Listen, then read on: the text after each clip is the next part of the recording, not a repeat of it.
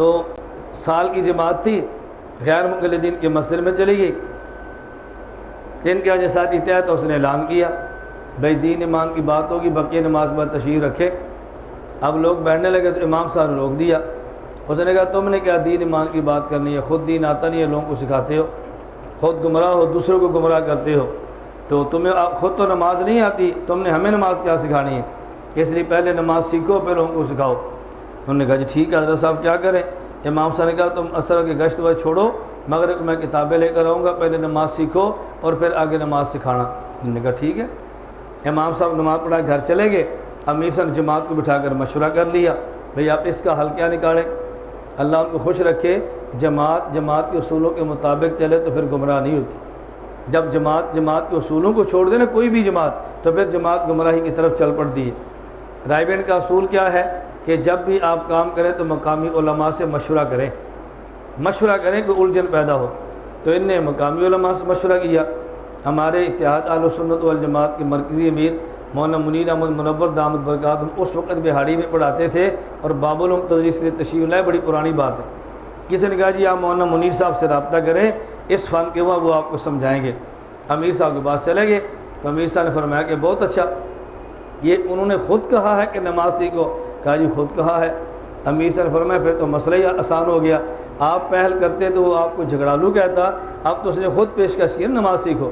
آپ ایسا کریں آپس میں ایک متکلم ساتھی طے کر لیں اور باقی ساتھی کاپیاں لے کر بیٹھ جائیں اور آپ مولانا صاحب سے کہیں کہ حضرت ہم نے پوری نماز سیکھنی ہے، آپ احادیث ہمیں لکھاتے جائیں، ہم احادیث لکھتے جاتے ہیں، 3 حدیثیں آپ لکھا دیں، اگلی نماز پر پھر 3 لکھا دیں، اگلی پہ پھر لکھا دیں، ہم حدیثیں یاد کرتے رہے، آپ کو سناتے رہیں گے۔ پوری ترتیب ان کو سمجھا دی۔ اب میں ترتیب نہیں سمجھا رہا، آگے گفتگو دوران خود آئے گی ترتیب کیسے سمجھائی۔ یہ حضرات جب آئے تو مولوی صاحب نے مغرب کی نماز سے پہلے ممبر پہ کتابیں لدوا دی۔ اب کتابیں لدی پڑی ہیں، مولانا صاحب بڑے خوش ہیں بھئی یہ تبلیغی پھنس گئے ہیں، لیکن اس کو یہ نہیں پتہ کہ یہ تو مشورہ کر کے بیٹھے ہوئے ہیں نا یہ تو جتنے تم سادے سمجھتے اتنے نہیں ہیں، مشورہ کر کے بیٹھے ہیں۔ میں نے پہلے ایک بات سمجھائی ہے نا، یاد ہے؟ تو یہ جو مشورہ کر کے بیٹھے ہیں نا، یہ ایسے نہیں بیٹھے۔ مولوی صاحب نے کہا ہاں بھئی ذرا لیاق بخاری شریف آ گئی، رفع الیدین تم نہیں کرتے، دیکھو بخاری میں 5 حدیثیں ہیں۔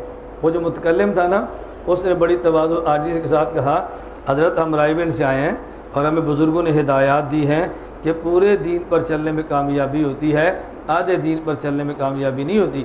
ہم نے آپ سے آدھی نماز نہیں، ہم نے پوری نماز سیکھنی ہے۔ ہماری سال کی جماعت ہے، بستر ہمارے پاس ہے، کرایہ ہمارے پاس ہے، ہم اپنا کھائیں اپنا پکائیں گے۔ ایسے طالب علم آپ کو دنیا سے نہیں ملیں گے، آپ ہمیں نماز سکھاتے رہے، ہم سیکھتے جائیں گے۔ مولوی صاحب کہتے ہیں تم کیا کہنا چاہتے ہو؟ اس نے کہا جی ہم کہنا یہ چاہتے ہیں کہ رفع الیدین تو تب کریں گے جب رکوع میں جائیں گے نا، پہلے ہمیں آپ نماز میں داخل کریں تو پھر اس کو رکوع میں جا کے رفع الیدین بھی کر لیں گے۔ آپ ہمیں پہلے نماز میں داخل کریں، ہمیں کوئی جلدی نہیں ہے، ہم نے مشورہ کر لیا ہے کہ آپ پورا سال حضرت کے پاس ٹھہریں گے اور نماز سیکھیں گے۔ ہمیں جلدی نہیں، ہم تو سال کے لیے گھر سے آئے ہیں، تو 3 دن گزرا پورا سال ٹھہریں گے۔ اور صاحب سمجھ گئے، انہوں نے پوچھا تم چاہتے کیا ہو؟ انہوں نے کہا جی ہم یہ چاہتے ہیں کہ آپ تکبیر تحریمہ سے شروع کریں اور ہمیں سلام تک لے کر چلیں۔ ہم تو مولوی نہیں، ان پڑھ لوگ ہیں، دین ہمیں نہیں آتا، کاپی ہمارے پاس ہے، آپ ایک مسئلے پر 3 حدیثیں لکھوا دیں، ہم مذاکرہ کریں گے، حدیثیں یاد کریں گے، آپ عشاء کو تشریف لائیں گے، ہم آپ کو سنا دیں گے۔ آپ اگلے مسئلے پر 3 حدیثیں پھر لکھوا دینا، ہم اس کو یاد کریں گے، پھر اگلے مسئلے پر لکھوا دیں، ہم ہر نماز پہ 1-2 حدیث آپ تو یاد کرتے رہیں گے اور اگلی نماز پہ انشاءاللہ سناتے رہیں گے، پورا سال ہم آپ کے پاس ہی ہیں۔ مولوی صاحب نے کہا پھر؟ مولوی صاحب نے کہا دیکھو تم آمین بھی آہستہ کہتے ہو، امام کی جو فاتحہ بھی نہیں پڑھتے، تم رفع الیدین بھی کرتے، تم ہاتھ بھی سینے پر نہیں باندھتے۔ اس نے کہا ساری باتیں بات کی ہیں، ہم 2 سوال کرتے ہیں، ہمیں آپ نماز میں داخل کر لیں، اس کے بعد اگلے مسئلے شروع کرا دیں گے۔ ہم جب آپ کے پیچھے نماز پڑھیں گے نا ابھی عشاء کی، تو آپ نے اونچی آواز سے اللہ اکبر کہنا اور ہم نے آہستہ کہنا۔ ہمیں یہ بتائیں آپ اونچی آواز سے اللہ اکبر کہیں، ہم آہستہ کہیں، اس پر کوئی آپ نے حدیث لکھوا دیں، یہ کتابیں آپ کے پاس موجود ہیں۔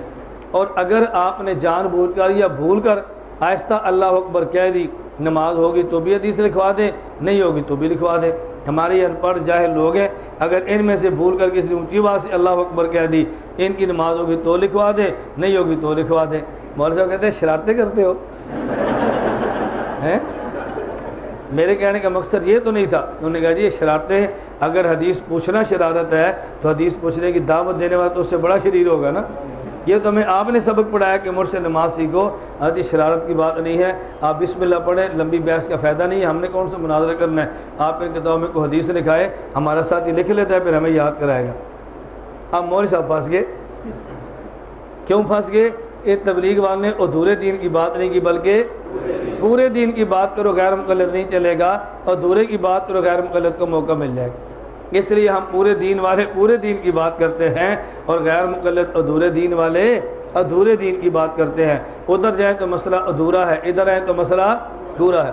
اس لیے آپ ان سے پورے 5 چیزیں لکھوا لیں، انہیں کہنا جی بسم اللہ پڑھ کے تب حدیث شروع کریں۔ یہ آپ اپنی عوام کو سمجھا دیں، پھر دیکھیں غیر مقلد آپ کے علاقے میں 8 سکات کا نام بھی لیتا ہے یا نہیں لیتا۔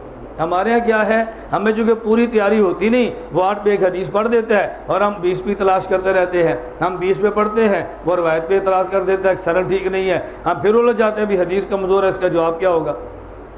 بات سمجھ آ گئی ہے؟